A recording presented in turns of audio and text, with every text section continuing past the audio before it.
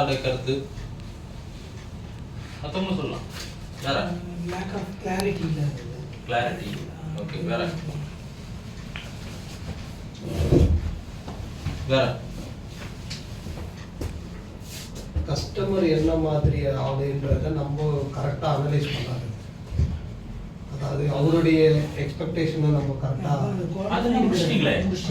நீங்க எல்லாம் முடிச்சு ஃபைனல் ஆகல. பணம் வாங்க முடியல சார். பணம் அங்கதான் நமக்கு பிரச்சனையே.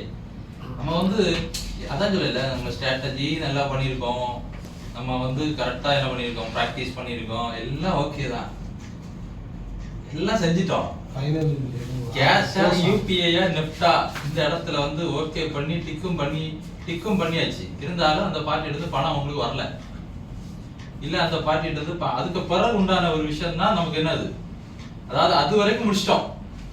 இந்த லாஸ்ட் பணம் அக்கௌண்ட்டுக்கு வர்றதுக்கு தான் படாத பாடுபடுது. கரெக்டா இருக்கா இல்லையா?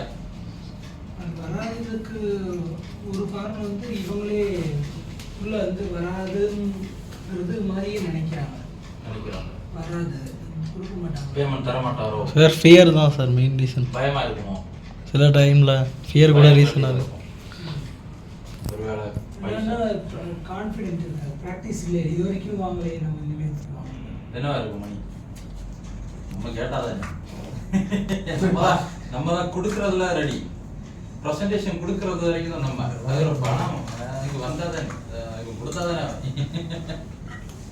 அப்ப இதுல மெயினா 90% சேல்ஸ் க்ளோஸ் ஆகாததுக்கு காரணம் என்னன்னா